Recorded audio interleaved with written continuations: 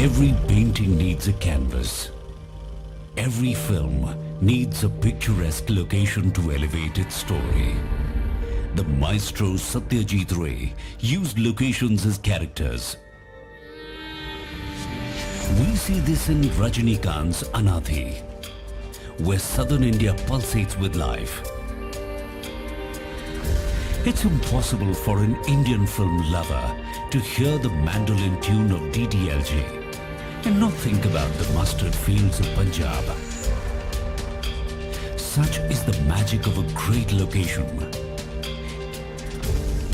India has always been favored by global filmmakers.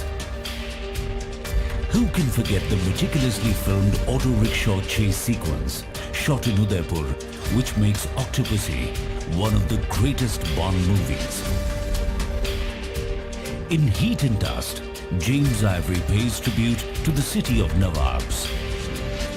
When talking about great films shot in India, how can we not mention Eat, Pray, Love? It's a love letter to the spiritual traditions of India and captures the rustic ambience of Hari Mandir Ashram in Haryana. In Wes Anderson's The Darjeeling Limited, we bear witness to a life-changing train journey. While yesteryear films exposed the world to India's grandeur, newer projects showcase the vibrance of the country.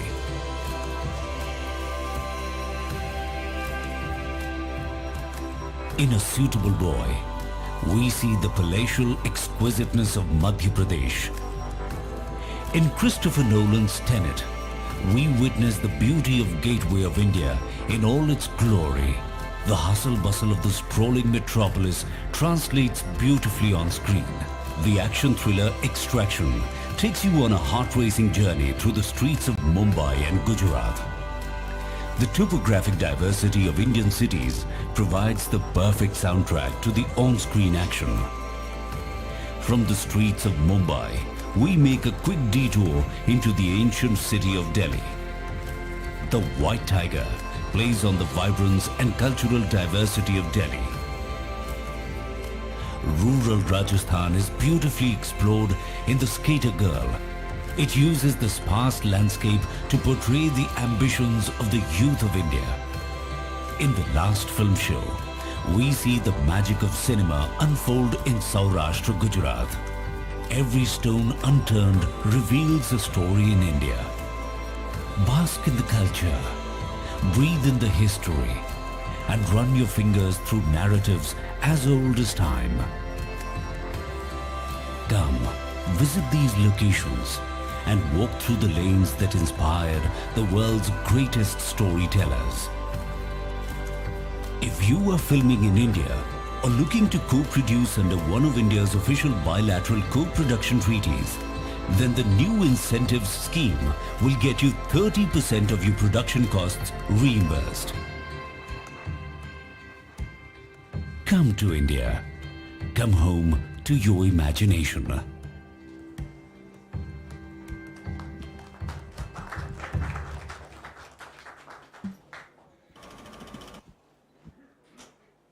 So we'll formally start off now. I am Anshul Chaturvedi. I work with the Times of India Group. I'll be moderating this session. We're primarily going to talk about, as the tonality of this clip showed us, the topic for discussion primarily is in two layers. The first layer is shooting in India being simplified or accessible for people coming from outside. And secondly, how does such shooting perhaps enable a mutually beneficial relationship between the people who come across and work with us, as well as position the venue where they shoot as something which, can then be seen globally on a stage. And when I think of this topic, I think the classical example which comes to my mind as a journalist is the fact that the Swiss Embassy in Delhi has a statue of Yash Chopra. That perhaps is a textbook example of a government system and a filmmaker collaborating in a way that the system benefited and the filmmaker benefited. Thirdly, and that's my own track on this subject, is that at a very micro level, beyond this, things which maybe to a foreign producer might seem more exotic or more interesting might be the ones which are not that easy to shoot at. I mean, if you're looking at something along the border, you need, local area permissions. If you're looking at shooting at a heritage monument, you need specific ASI permissions, shooting at night, so on and so forth. So in a hierarchy, how do you find that bridge between making this easier and simpler, making it attractive, and not just the obvious? Maybe instead of just telling the West, this is something which will fill the need, can we go out and tell them what they haven't seen yet? To handle that, we have a fairly eminent panel here which has people on both sides. People who make movies and face the bureaucracy from the other side, and they're best advised to tell us what can we do to make things smoother. And people on the administrative side who sign those orders and get those things done. And from the tone that we are hearing here from the last 2 days, they are supposed to get these things done pretty fast now. So rather than me taking this further, I'll pass the mic to each panelist. They'll introduce themselves and then we'll take it from there. Start with you. Good afternoon. Well, I would start with this. We all know India's, cultural and physical diversity. But, it's a country which, every 100 kilometers, the color, the skin color, food, everything changes. It's a colorful country. Okay, I'm Nilamada Panda. I'm an independent filmmaker. And I can say this better, why you should come to India. First, it's people which makes it very special. So I remember 10 years back, there was an American producer who came and shot a very low budget film. And after 2 days, he fell sick. And he said, what happened? I went and asked him in the room. And he was surprised to see there was this tiny boy who was holding you remember those HMI lights, which were like 30, 40 kilos. And he was holding about 9 hours, 10 hours, I said, that's the love of cinema, what we have. So it's not money. In most of the independent filmmaker in my country, it's the love for cinema, how we make films. So the human resources and the talents what we have in India, that itself is so colorful and passionate that you'll fall in love shooting in India. Apart from what we saw here, and where I come from, Odisha, small city like Bhubaneswar, in 60 kilometers range, you have beautiful white sand sea. You have a tropical rainforest. You have mountain. You have forest, everything. So what I mean is, it's an easier thing. Any location you go, you find everything in this country. I would say, and when it comes to the facilities and everything, of course, we have NFDC here also. It's a country where actually it re-energizes you when you land in India. That's the beauty of my country. And I think that's good enough for someone to get attracted to come and see India and spend time. Thank you. I am Ravinder Parker, MD of NFDC. The Film Facilitation Office works under the aegis of National Film Development Corporation, and primarily it is being mandated in 2015 to facilitate the international filmmakers as well as the domestic filmmakers. FFO has a dedicated page of all the 36 states on our websites, ffo.gov.in. Primarily in the last 5 years, we have facilitated more than 138 international projects.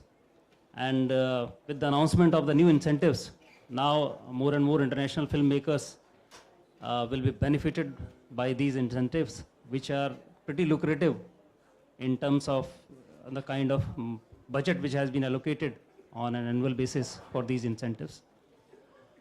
So FFO, basically new roles and responsibilities have been assigned recently to the Film Facilitation Office. The incentives will be reimbursed, will be disbursed through FFO.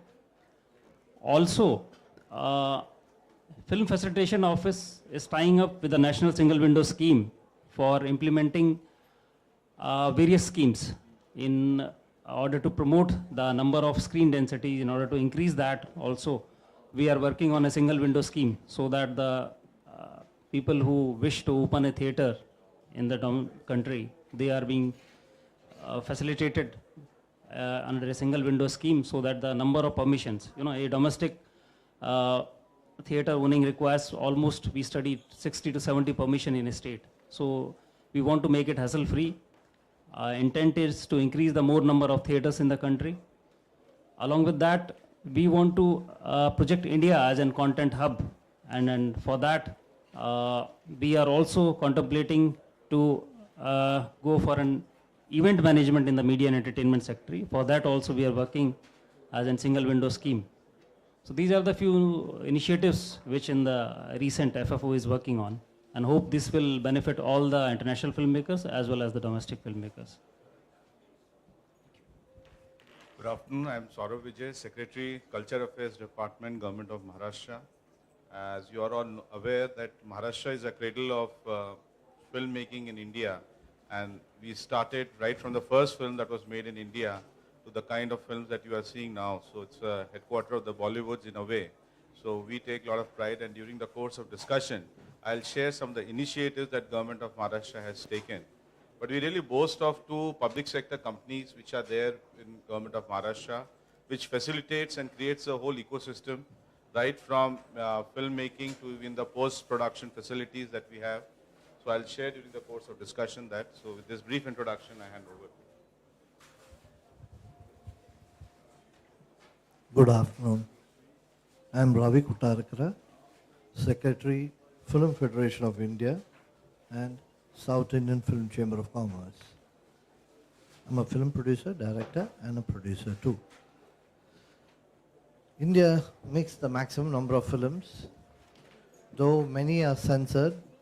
A lot of still uncensored films are there. Uncensored means just for festivals. So we make around 6,000 films per year. 6,000 films. It is no less. It's quite a huge figure. And if 6,000 films are made, hardly around 400 to 500 films are shot abroad. They go for it. So 5,500 films are shot in India. So every year, we've got a lot of states which are beautiful. We are covering most of the locations. At times, in the early stages when we started, because our company, but my father's company, started film production in 1948. We had a lot of issues. That is, those issues, basic issues is, first to start with, no equipments. Now we are flooded with the latest equipments in India. Any equipment which is available in the world is available in India. And most important, accessibility to these locations. The earlier we could not. Thanks to the new initiatives taken by the government, we get location permissions within 7 days. And this new procedure called FFO created, which is done by the NFDC, is really helping all the producers. In case if it is helping the producers in India, our government will bring out proposals to help people who are coming from abroad to shoot, because they brought a new scheme. They are giving incentives. When we go, when Indians go and shoot abroad, we ask for incentives and we get incentives. Similarly, people who come and shoot in India are getting the same incentives. So just to say, I just want to tell you is, the whole system of filming in India has changed. There is ease in doing business, accessibility to every location, and any permission is granted within a jiffy. So, as for being a producer, now, in this era, it is very nice, because the days when my father started, we really struggled. But thanks to this present era where filming is made simple and easy. Really, it's good. So I wish many people ask questions, why should we come to India to shoot? Then we could answer, there's a lot of what are the advantages.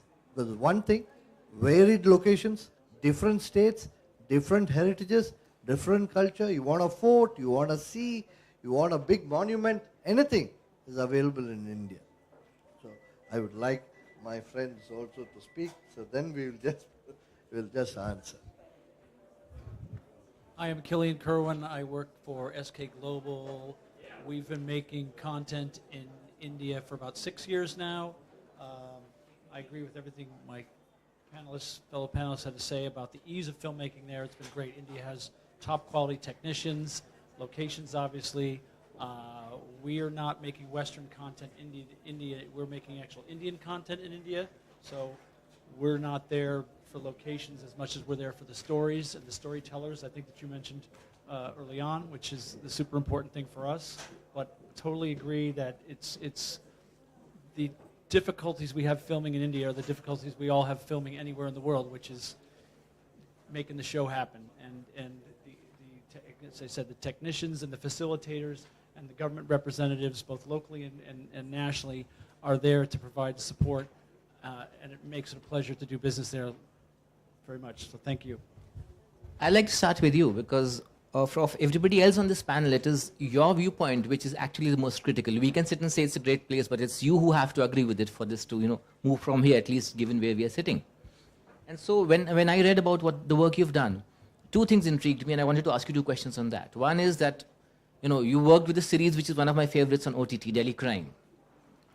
And Delhi Crime has been, it's a very, very realistic project. It's like among the best policing things I've ever watched in India. So when offhand, now I live in Delhi, so my off-the-cuff understanding is that, to shoot in Delhi, you need 40 permissions, or like, he said some places need 60 permissions and so on and so forth. And then you hear of guerrilla shooting because people say permissions are so difficult to handle. So you come as an external producer, you come to Delhi, you get this thing out, and this thing then finally comes back and gets global acclaim. It picks up international Emmy as well. So what are the things that the government and the system did right when you came here to shoot? And what things are left that we could do further from here? That's the first question, then I have a follow-up. I think the first thing you do as an outsider is you have to partner with the right people on the inside. I need help navigating the paperwork, the locations, finding them, but again, there's a plethora of great line producers, facilitators, co-producers, location scouts, like you would go anywhere in the world, and you find the right people, they will make it easy for you. I want that location, or we can't get that, you make the phone calls, people who know people, you get the, not in any kind of chicaner's rate, it's just sometimes you have to knock on a lot of doors to get what you want. We all know that as independent and not so independent filmmakers. And I find it easy. Yes, there's some guerrilla stuff. Could you hold that closer? I think everybody can't hear you. Oh, sorry. Yeah, I remember you talk about guerrilla. In a good way, there are certain things that happen when we were shooting Delhi Crime, for instance, where the AD, we wanted to clear a street. We were doing a thing in one of the markets, and the AD just got his bullhorn out and said, in Hindi, everybody go to the side. And the entire neighborhood moved to the side and got out of the way so we could do our shot. That would never happen in New York City or Los Angeles. People would give you an obscene gesture and probably not only try to spoil your shot, perhaps, to be mean. So I think there's still a fascination with the magic of filmmaking that people are willing to help from the ground up. And certainly, as I said before, I can't reiterate enough how important it is to have quality technicians. And the only problem now in India with finding those quality technicians is everybody's booked because there's so much filming going on right now that your favorite DP is not available, your focus puller, oh yeah, I'm on 3 shows back to back, I'll see you, next February you can have me for a month or something like that. So it's an embarrassment of riches or high class problems to have, but I hope that answers your question. So not getting really qualified high-tech guys because they are in so much demand, because so much content is being produced. That's one element of it. But are there elements which you think the government can address? Because this is a demand-supply question. This the government cannot address. As again, any hurdles that we had to face in terms of bureaucracy, we had local producing partners on the ground who knew how to take care of those things. As if you guys came and wanted to shoot in LA, I could make your life easier because I know who to talk to at the SAG office to get the permissions, and the IA guy, the union guy to do this, because that's what we do. So we have good producers in India who facilitate that for us. I'm assuming that they have to know the hierarchies and the governments and all those kind of things. Obviously, there's no co-production treaty between the U.S. and India because the U.S. refuses to make co-production treaties. So I don't have to worry about that kind of stuff. Right. Last question to you, because since you've shot in multiple locations, so as a comparative perspective, let's say you shot a lot in Mexico, I see you handle Latin America. So I had a thought when I read that, because many years back I happened to be in Mexico when Bond was shooting Spectre. And that whole scene about the parade of the dead. And Mexico City seems to be oriented entirely towards that shoot for that week. The whole damn area was, cordoned off, the entire police, the entire system. Everybody in Mexico City was looking at how this thing gets shot. And at that time, I didn't realize why it's so big. But when 6 months later the movie comes out, and everybody knows that Mexico has this activity which happens now, it really gets there. And you work elsewhere. Do you think there are things we could do slightly more proactively to, because we have places and activities and events that are so big? Would you have any suggestions for the panel on this side? What could we do more to sort of, make our events, our activities jump out on the screen globally? I think that's just about empowering the storytellers and the creators and facilitating, especially the writers who have been underappreciated, I think, in India traditionally, who are now getting the respect and the credit and the commercials that they deserve. That's what's going to make, when the stories get better, and it's not as if the stories that aren't already being told in India aren't better, but we're all competing with everybody else around the world now. You used to compete with the person whose movie was opening at the theater at the same time yours was in your neighborhood. Now we all have Prime Video, Disney Hotstar, Netflix. We can all see everything everywhere. So your story has to compete at that level, not just technically, and again, the cinematography and sound and all the other departments in India, top quality, but it's the creative people. There's plenty of American shows or Western shows that I'll turn off after 5 minutes because they don't hold my interest. One of my favorite shows of late is on Sony Live, which is not up there, called Tabad. Tabad, I don't know if you guys saw that, but it's I don't know what it costs, but it probably costs a tenth of what, a lot of the things we all watch. But the characters are engaging and the storytelling is compelling, and that's all that matters. So I get your question about the bigger things, but it's not about the bigger things. It's about the smaller things. It's about humor. I was just having a talk with one of your colleagues over there, and we were talking about just the simplicity of stories and characters, and it sounds trite, but that's what it comes down to. And India is full of, for me, again, I'm not there for the locations, I'm there for the stories, and it's filled with beautiful storytellers. The rest of it, kind of the facilitation, again, it's not easy, as we all know, but that's the easy part. It's identifying the good projects and the trusted partners. And then, your work's cut out for you, but that's the fun part too. Hope that helps. Sure. So, the NFDC obviously is sort of the primary body which will sort of take this across. And we've heard this word a lot. So, not being cynical, but as a journalist, the phrase, single window, and I'm not talking about cinema as such, but when you hear single window, very often, there's a time gap between hearing that phrase for a project and by the time you actually see it falling actively on the ground. So that walking the talk gap happens sometimes. I'm not saying specifically for this. Now, for instance, you've also been, you worked with the railways for a long time. And when I think of the railways, when this topic comes in, location, venue, highlighting. You go as far back as the 70s, and the first time I remember what this toy train is when I see Rajesh Khanna driving along the train, and singing songs. And that's the first time you realize, oh, there's a train like that somewhere. The railways are a massive potential space for this thing to happen. And if I remember rightly, I'm sure you would know better, but say about a decade back, there was this talk about, Bond wants to shoot a train sequence in India. And then there's story A, story B, and then that sequence got shot in Turkey because apparently he couldn't get permissions in time. I don't know what the whole story is. But now that you're somebody who's worked in railways, who's now in the NFDC, if tomorrow a Bond comes across and says, I want to do something here again, how do you ensure that we don't have a recurrence of a movie coming to India and saying, no, it took too long, I went back? As far as railways is concerned, now the system is very well much in, is order. In fact, the nodal officers are there, the chief public relation officers. I also worked as in Western Railway chief public officers. And within a year, we used to give permission for more than 100 movies. And it hardly took 2 to 3 days. We just go through the script, evaluate, and do the necessary formalities. Dedicated officers was there who used to facilitate them. And it was a matter of just 2 or 3 days. The railway board also came out with an exhaustive list of all the charges. If you want a locomotive, if you want this much coaches, if you want to shoot in the yard, if you want to shoot in the station. So there were dedicated, prescribed guidelines. So the process has been made much more simpler nowadays.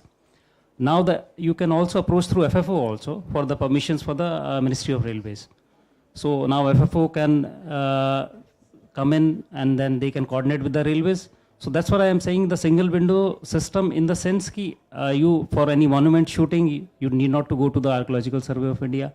For any zonal railway shoots, you need not to go to the railways. You can approach FFO and we will facilitate it also.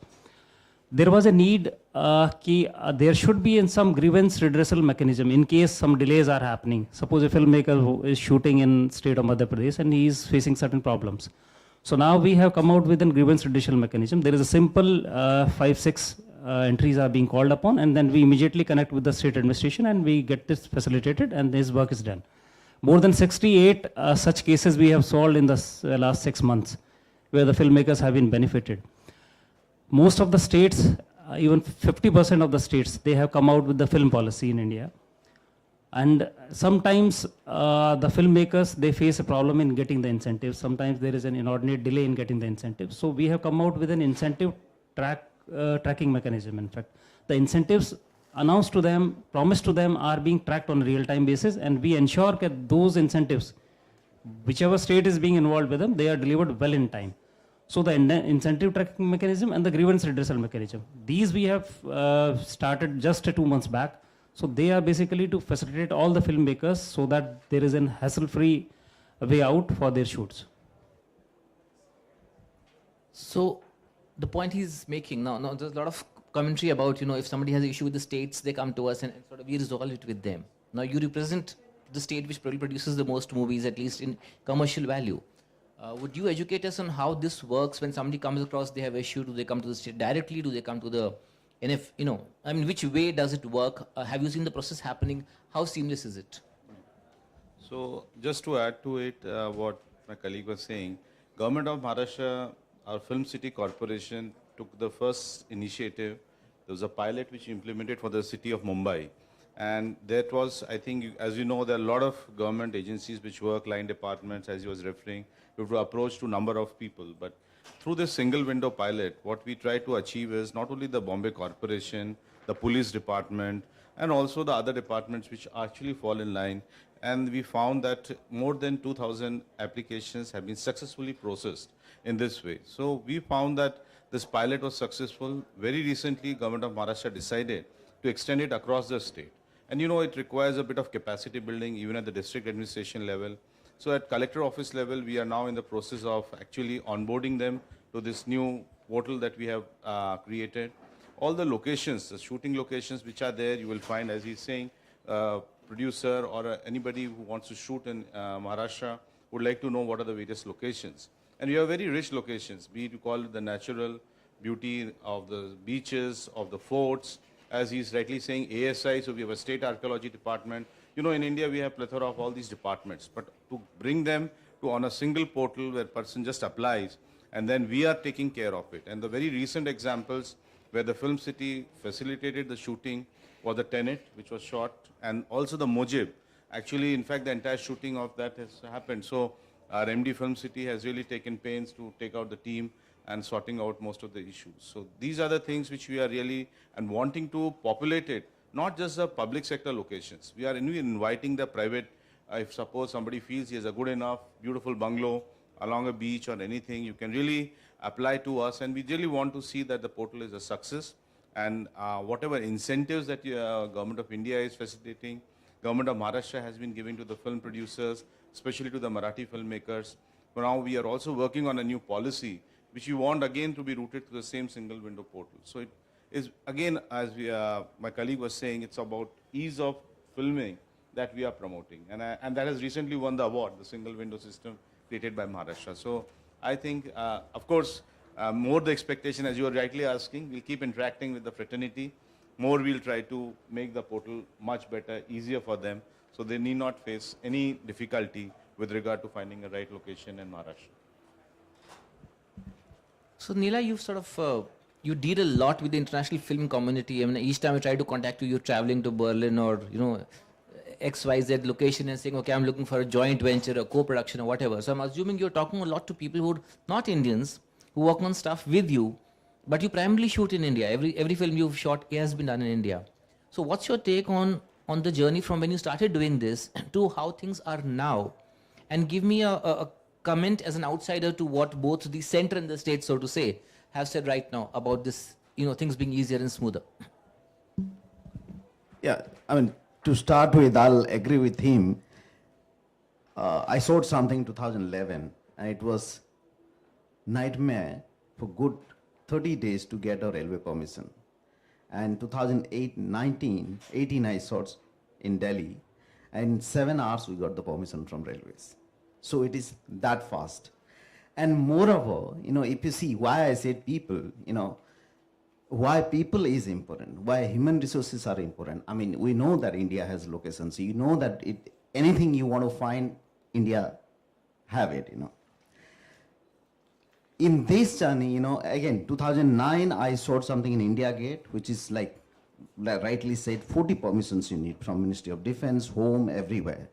Now in Delhi, I find it very easy. I shot a short film also in 2019. It was very easy.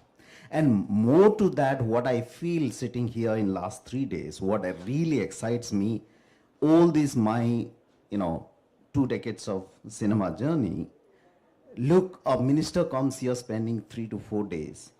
With so much of excitement, he's saying that here we are. We wanted to make it, world's biggest, content hub, which is rightly what he said. It's reflecting on every action, every talk. So whoever, all my old friends I'm meeting here, they're excited. They're saying that, oh, India is giving so much of support, we should go. They know India's people, they know location, but this is what was required. That government showing that interest. So tomorrow when you go to India to shoot, earlier when you go for a permission to an officer, they said, okay, I'm doing. But today when they see that center is creating so much of noise outside India also, they all will get conscious. So I don't see any sort of issue with the ASI or anything today to shoot in India. So that really makes, as a filmmaker, it makes me exciting. The second point about the narrative as to how do we consciously then bring shooting locations to venues which then adds to the tourism potential of that space. This is just the footnote of this. Do you have a thought on this, Ravi? Do you have a thought on this? Because one is making it simpler, but where do you get them once you simplified it? How do you bring those spots into focus? How do you bring a Switzerland for us in reverse? The first and the most important thing for your question I should answer only one thing is exploring new places, because India has got a diversity of locations.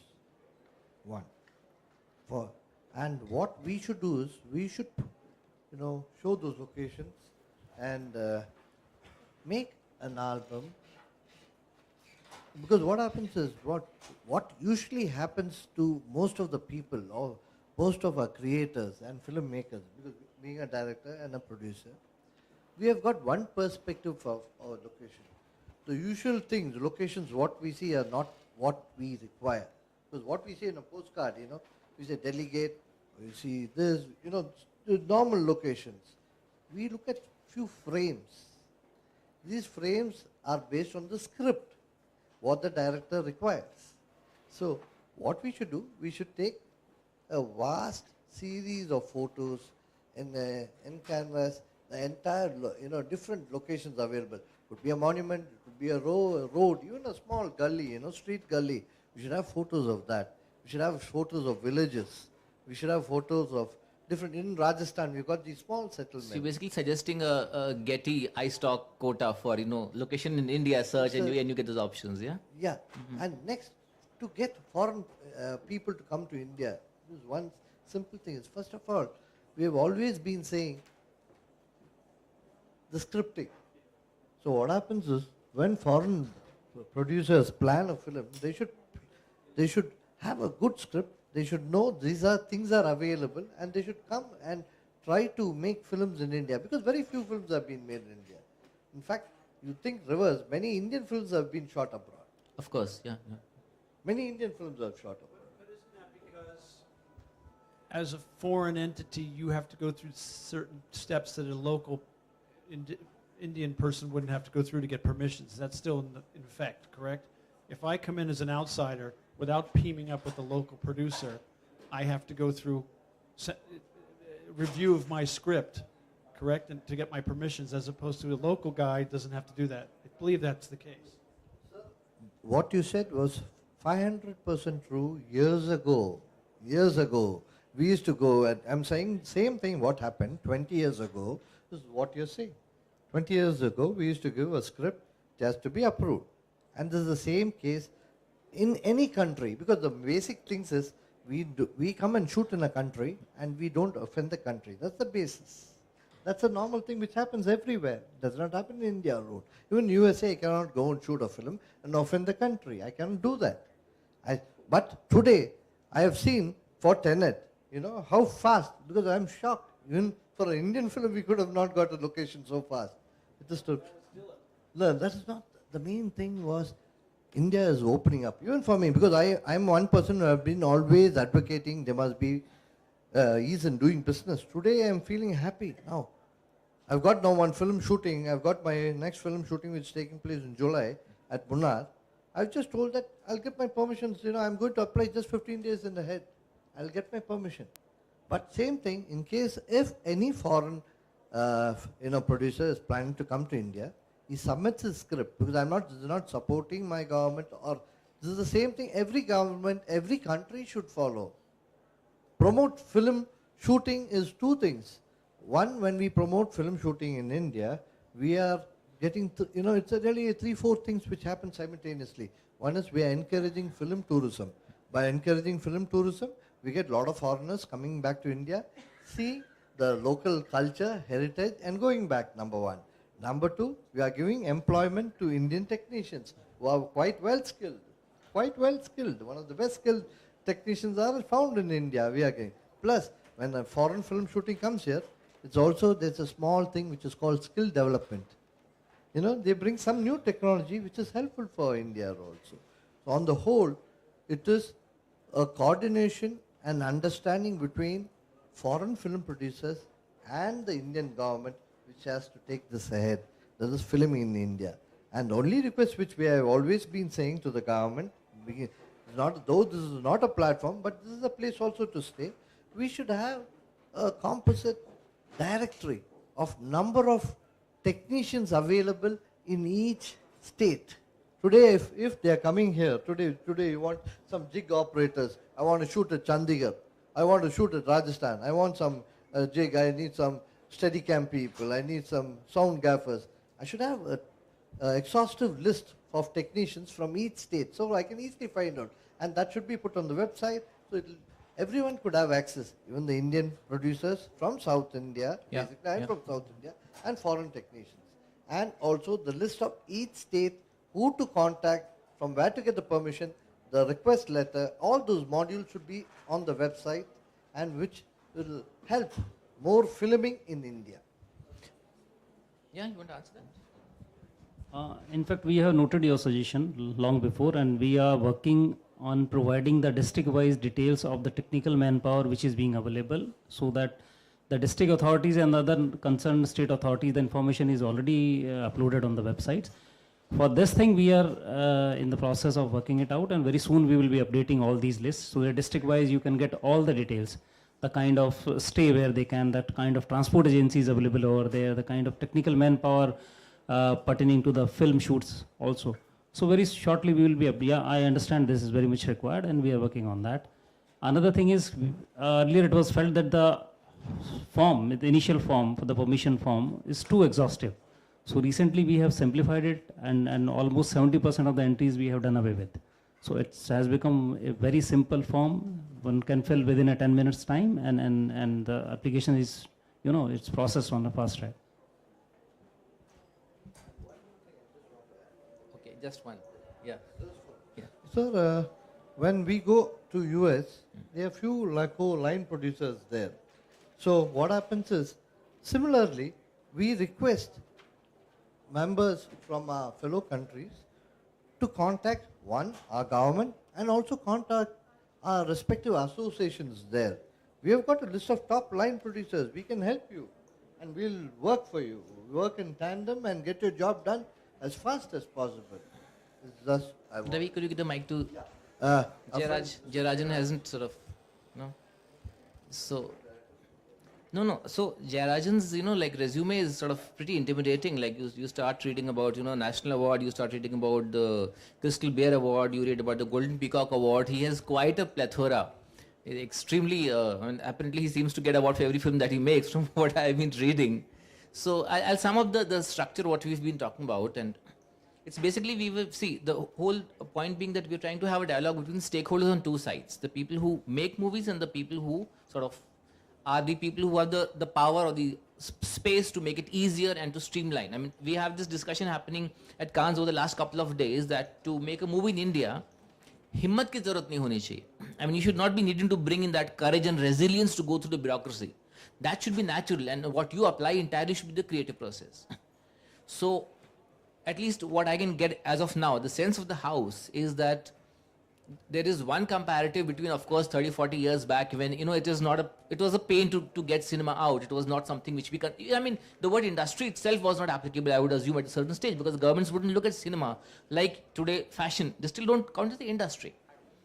Then what I'm hearing right now from, say, Neela Singh, 10 years back, 8 years back, if I had to go to something, it took me 30 days to get a permission. Today I'm getting it in 7 hours. And then we have been discussing what at the central level, the NDFC is doing, and what at the state level, say the state of Maharashtra is doing. So we would like to hear your thoughts on A, has it actually become simpler to shoot in India, generally speaking?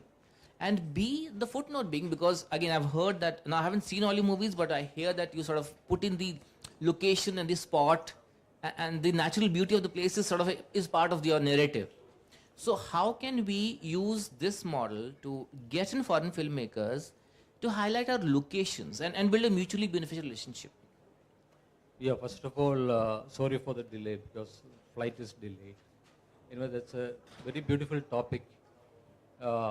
During the last 25 years, I'm also working in the industry. Actually, we need a single window. We need a single window because especially not for the Indians alone, Indian filmmakers alone, for the foreigners, foreign filmmakers, we need an easy way to solve the situations. So single window is very much important. Instead of going to different associations and all kind of things straight away. Because Life of Pi, they shot in Munnar. I know that. Because they came and they got the permission. They took little time for that. But at the same time, they took the permission and they shot it. Lot of films, even without knowing, they conquered it.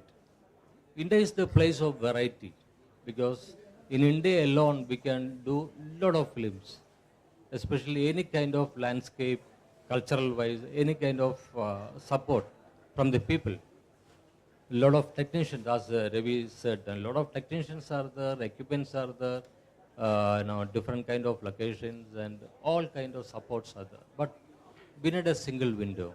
That's what we are looking for. As a filmmaker, mostly if I'm from South because I'm going to North, there is a lot of problems related to that. So if somebody is coming from abroad, we must have a single window and possibility to shoot there. It should be easier to inviting kind. So we must impress them. How can we shoot in India without any obstacles? Because they are thinking something about maybe a lot of news, other kind of news, other political issues are there, all kind of things are there, but still at the same time, how can we promote it? Just like we are promoting tourism. With the tourism, we can promote this also. Cinema also add to the tourism. According to anyway, we are sending a lot of incredible India kind of things, That incredible India is also a visual to support filmmakers. Right. So at the same time, in that particular announcement, we can give a simple note, like single window. Anytime you can approach, without any obstacles, we can do a movie. I think that's pretty sort of direct everybody's trajectory. Anything you want to add to him because he wasn't there when we started off earlier? The kind of concern he's raising, the single window, that I think the FFO is already providing that. And we are in the process of streamlining a few things. And I think the hope your all concerns will be addressed by that. Single window, where is the single window? In Delhi or Bombay? In the FFO website you can... Website. Yeah, the ffo.gov.in is the website. In fact, any filmmaker, if you are having any issues in any of the state, so we have just uploaded a grievance redressal form also. You can just fill up that and we will contact the concerned state authorities and we'll get it sorted out. That's okay. But I just want to tell you, that's not a controversy issue, but still I just want to inform you one thing. Almost all the monuments in India, they raise the location fee very much. all of a sudden, maybe last 1 or 2 years, in a very big level, they hike the price of normal Indian filmmakers. It's very difficult to afford it because I shot in Maharashtra, in Ajanta, Ellora caves and all kind of places I shot because this kind of monuments are very expensive there. So for cinema, we must give a special consideration.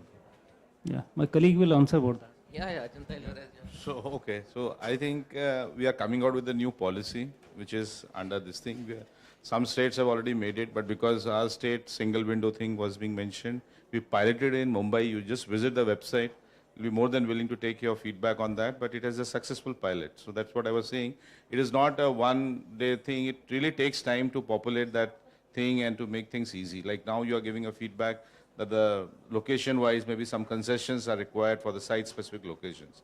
So maybe we'll look at it into the new policy and try to build up some concessions for further making this filming at ease and also simpler and less expensive. But that compendium which my colleague was referring to, we have come out with a spotlight. It's a very beautiful coffee table book. It's also available online. All the locations in Maharashtra district-wise have been actually put up in that spotlight, which I would request you to look at it. Yeah, that's a good So idea. we will because, definitely- we have splendid thousands of locations in different ways. We have to impress foreigners, I think. That's what we need. Especially in Cannes, we have to promote it. So please give the mic to the foreigner next to you, and we'll no, actually, because I'm told we're running out of time, so I would like you to take the last perspective here. Now, apart from what else I'm hearing, just from the perspective when people come to you, and so you made the point about the location is not so critical, the story is critical, and it's the story that you search. But is it true or is it not true? I don't know, because see, there is an old, like when we have a discussion on anything, we sometimes start with a disclaimer that, okay, this is not the land of snake charmers and maharajas and, and palaces, and that's sort of the positioning of India and the West from maybe 30, 40 years back when, say, Octopussy was being shot and stuff like that. Do you still see that the predominant, because right now we're talking visual, we're talking location, this place will work for a movie. Is there still a stereotyping of, the palace and the exotic and that sort of a space, or are people externally, when they talk to you about projects or movies, are they looking at India differently? Is the language of the geography changing, or is it still conventionally yoga, sunrise, all of that? No, and I think that goes back to my point about there being global content being shared where people are able to see now, as much as in India you see things from all over, as I said, and you're held to that standard. Indian content is now going across the globe, and people are seeing that it's not just the Maharajas and the snake charmers. It's things like Made in Heaven or Kapoor and Sons or Badaiho, or there's people that are like you or me, and they just live in maybe different neighborhoods that look different. But as you said earlier, every color is in India. Every time you move, 100 miles or kilometers, you find a different color scheme and a different type of food and different wardrobe and different locations. Much like the U.S. is that, right? You can be in the Grand Canyon, or you can be up in the Pacific Northwest in the forest. India has everything. You can double China there. We looked at doing Mongolia in one of the regions there, and then you have wealthy. As I said, I used Made in Heaven as an example of upper class people with upper class problems. You have Gully Boy, which has people who live, in some version of the streets. Right. There's no limit to what you have. So again, it does come back to the stories of what you tell. If you want to tell a story about India, you can find the locations, because there's a myriad of locations that convey different things, all perhaps within the same film or the same series too, because you move around a lot and like we all do, and you go from different neighborhoods and you'll get different flavors, and sometimes again that's within the same movie, or the same. I hope I'm answering your question. I get what you're saying. Yeah. But the answer is it's all there for you. And you can get the permissions. There's nothing we were ever denied. Sometimes it was harder than other places because of shooting at nights in certain public areas. But like everywhere else in the world, you find a way to make it work. And I find that the community in general, be it the state offices or the government offices or the filmmaking community or the public themselves, people seem to want to have movies and television and content shot in their locations. So that's Just most to add to comforting his thing. point, I think it is also for us to change that geography part of it. Like, unless we build the categories to our shooting locations, we just have to bring it, not only nature, the industrial complexes, there are what all new bridges, every other thing. So I think IT hub, Bangalore. So it's how we showcase and categorize our locations. That will also bring that, not just palaces, the forts, history, of course, is there, culture is there, but besides that, also there's a lot of modernism which is there. It's for us to categorize the locations.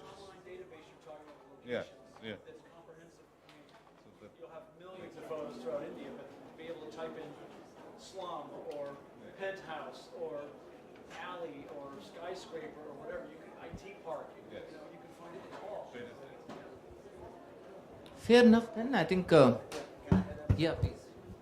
Well, I think that goes more to us as storyteller also. What the films he named now, for ages, our cinemas were stubborn with studios, and we did not show anything. When you wanted to shoot something, you go to Switzerland, you go to Turkey, you go to Fiji. But here we have everything. So the moment these characters shows in our films, in terms of geography, people, colors, the others will also be interested. So we are our best ambassador. So the wrap, I think, is that, of course, in sequence, it's not the location itself. The location is a footnote to the story. But once the story is there, and in the story, the footnote is that the story is not necessarily old world, classic, royalty and exotic alone. The story is now everyday people, because we have a cross consumption of what we consume from external countries and vice versa. And at least from what I'm understanding right now, from both sides of the people who produce cinema and the ones who resolve those questions, to a very substantive degree, even if not perfectly, we seem to be walking the talk. And if it's happening internally within the system, there is no reason it would not resonate as much as when an external player comes in and decides to go ahead with that. So let's hope that, Shekhar Kapoor made a point yesterday saying, about business deals, that if you have a conversation in Cannes, it's not meant to be something that you take seriously. You just talk about it and you go back. But this, I think, is something which is actually a work in progress. And hopefully, this is actually going to move from here, and maybe a couple of years, 3 years down the line, we sit down and be able to talk about actually, movies which get done speedily, and then they bring Indian frames to the global audience. Thank you, everybody. Thanks so much.